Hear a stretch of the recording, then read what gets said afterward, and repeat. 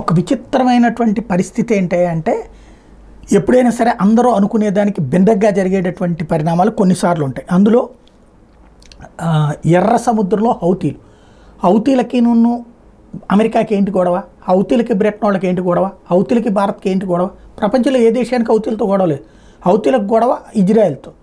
కానీ ఇజ్రాయెల్ ఏమీ చేయలేకపోతున్నటువంటి హౌతీలు ఇజ్రాయెల్ మీదన దాడులు ఓ పక్కన హమాస్ తీవ్రవాదులు చేస్తున్నప్పుడు వాళ్ళిద్దరూ కొట్లాడుకుంటున్నప్పుడు మేము ఇజ్రాయెల్ యుద్ధంలో మాత్రం ఇన్వాల్వ్ కాము కానీ ఇజ్రాయెల్కి సహకరిస్తున్న దేశాలని దెబ్బతీస్తామని ముందు చెప్పారు. అట్లాగే వాణిజ్య నౌకల మీద దాడులు ప్రారంభించారు. తర్వాత ఏం చేస్తున్నారు, ప్రపంచంలో అన్ని దేశాలు కూడా ఇజ్రాయెల్ని ఖండించాలా, ఇజ్రాయెల్ చర్యలను ఖండించాలా, ఇజ్రాయెల్ చేత యుద్ధం ఆపేలా చర్యలు తీసుకోవాలి, మీరు అట్లాంటి ప్రయత్నం చెయ్యనంత వరకు ఇక్కడ వాణిజ్యం జరగనివ్వము అని చెప్పి వాణిజ్య నౌకల మీద దాడులు ప్రారంభించారు. అవి ఈ మధ్యన ఆగినాయి అనుకుంటే మళ్ళీ తాజాగా దాడులు ప్రారంభించారు. ఏదైతే రఫా మీద ఇజ్రాయెల్ దాడి నేపథ్యంలో the Yemen based Houthi militants conducted a new series of attack in the Red Sea after Israeli forces stormed eastern Rafah on May 7th.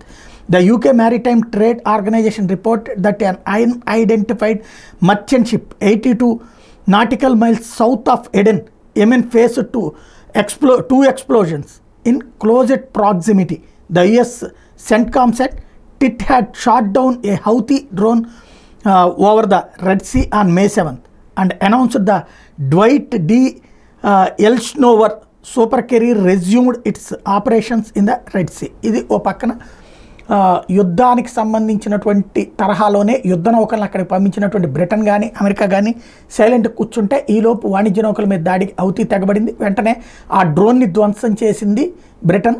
ఇప్పుడు అక్కడ ఉన్నటువంటి ఒక షిప్ పక్క దాకా వెళ్ళి పడింది బాంబు. అంటే మళ్ళీ హౌతీలు రెచ్చిపోతున్నారు.